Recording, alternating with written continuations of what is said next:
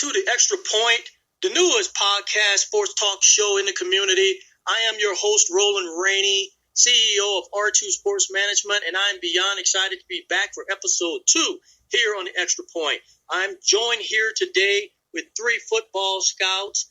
Let me take the time to introduce those individuals. We have Robert Parker coming out of New Jersey. How we doing, Robert? We're doing great, Roland. Thanks for having me.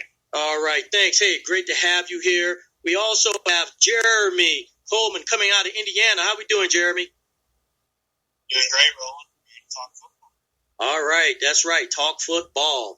And coming out of New York, we have Justice Gordon. How we doing on this fine Thursday, Justice? Doing great, Roland. Excited to be back with you guys. All right. Well, hey, let's get right into it. Jeremy hit it. Let's talk football. Right now, the biggest headline out there is the Dallas Cowboys and Dak Prescott, looking at where he is currently at, and also a new report that just ranked him number 4. How will this play in the contract negotiations as we come down here to the wire, Jeremy? Well, Dak's definitely going to be using it in his favor. Throughout this whole contract thing, the whole issue has been the number of years on the contract, but relatively, the money has been there. The deepest point of the whole contract has been the amount of years. But I think Dak is definitely worth it. He's been a proven playmaker, and there was a stat on Twitter today that I saw. He actually leads the league this past season in converting 3rd and 10. So he's a proven clutch playmaker, too, and he's a big part of Dallas' success. So I definitely think he's worth the money. So, Jeremy, that's a great point. But I want to actually go a little bit deeper with this. A lot of folks are thinking, hey, because of that new ranking, that this actually will impact Dak's standing in a negative way. What do you think, Justice? You think Dak is reaching too far here? Actually, I don't. To be honest, I think the Cowboys screwed up on this. I think they should have actually extended them last year because, everyone knows the quarterbacks. Every year that goes by, every quarterback that gets paid, the next quarterback is going to reset the market. If the Cowboys, drag this on, they wait, especially if they wait until after Mahomes and Watson are signed, they're going to be in a very bad position because they're going to demand so much money, and Dak's probably going to want to reset that market, which probably be north of $45 million if they decide to wait. I actually saw a report today. The sides seem pretty close on the money. I think the only issue is the length of the contract. Dak wants 4 years so he can hit the market again when he's still in his prime and young, and the Cowboys want to, look for the 5-6 year mark. I hear that's the only thing that's holding it back right now. I hear Dak kind of wants to wait until the end, to close to the deadline to sign a deal. I think he might be waiting to see if Mahomes or Watson get that contract extension. But, man, the Cowboys got to move quick or they're going to end up having to pay an extra $10-15 million. Let's talk about that a little bit more. Great point, Justice, because right now, unlike the days of your John Elways, who spent his career with the Denver Broncos, your Peyton Mannings, who spent basically his careers with the Colts. It wasn't until the latter part of his years when he spent those last 2 years with the Denver Broncos. There's not a lot of people out there that are staying with organizations. Maybe Russell Wilson might be one of the few exceptions these days. So what do you think? Do you think if we end up with a situation, let's say Dak does get the 4 years that he wants, instead of the 5 that Dallas is offering, he tests out the market in the next 4 years. And let's say someone is willing to pay him the money that he wants from the Cowboys. Now the Cowboys is in another predicament where they have to go at least out to the draft or look at the free agency market to see if there's a valuable player there who can come in and lead them. So the Cowboys are in a predicament where if he does not turn out a Super Bowl or at least a deep run into the playoffs, there's a huge potential that he might go surfing the market here. What do you think, Robert? You think that Dak should look for the 5, or should he stay with the 4 and protect his free agency value potentially in the future? You know what, Roland, that's a great question. If it was me and I was Dak's agent, I would definitely try to go with the 4-year contract just to give him a little bit more flexibility to test the market again. But with, the rule changes, which is giving the quarterback an opportunity to play an extra 5 to 7 years in their career, I think Dak will want to test the market sooner than later to try to get a max deal. But just like Justice says earlier, I think the Cowboys need to go ahead and try to get the contract situation handled before Pat Mahomes and Lamar Jackson and Deshaun Watson reset the market to lock Dak up for the next 4 years going forward. I don't think Dak is an elite quarterback, in my opinion, but he threw for almost 5,000 yards and 30 touchdowns last season. That's kind of in that elite company. So I think the Cowboys need to hold on to him and just continue to pair him with that running attack with Ezekiel Elliott, Roland. So let's talk about that. You hit something pretty interesting there, Robert, and that is when you look at Dak, just from an individual stat perspective, yes, without a doubt, he is one of the top players in the league. But let's pinpoint this past season.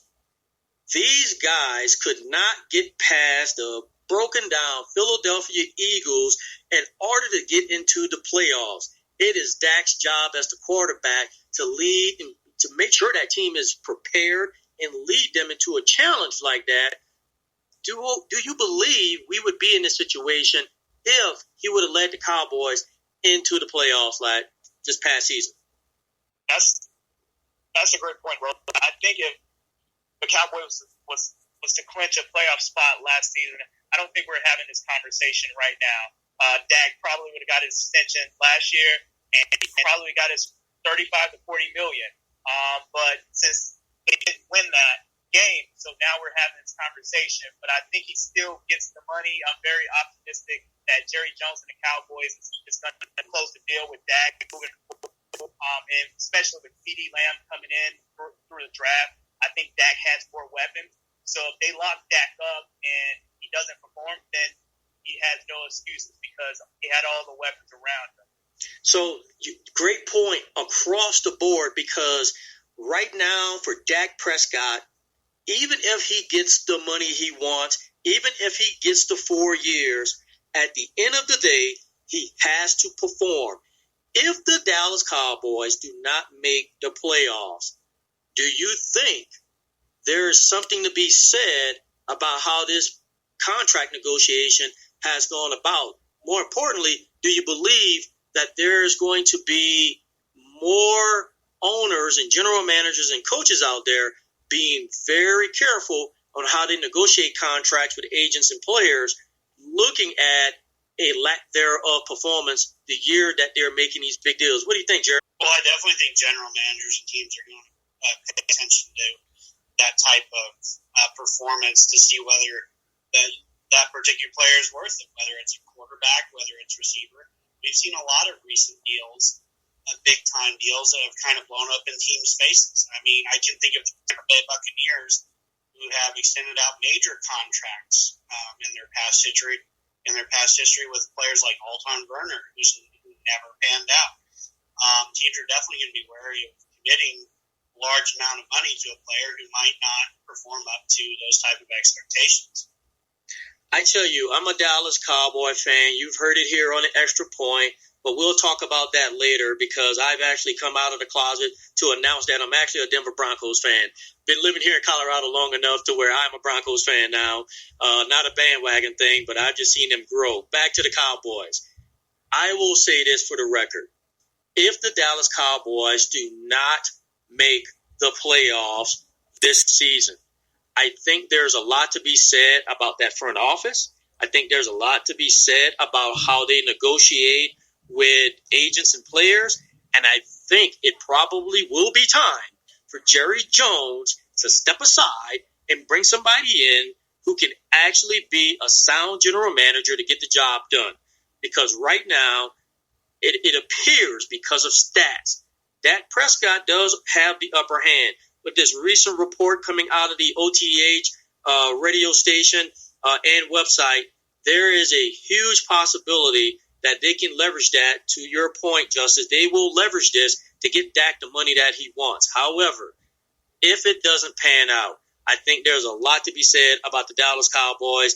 And as much as Stephen A. Smith despises everything about the Cowboys, I think he will be proven true if they don't make the playoffs this season. So we'll go ahead and pay a couple of bills here, and we'll be right back with the Extra Point.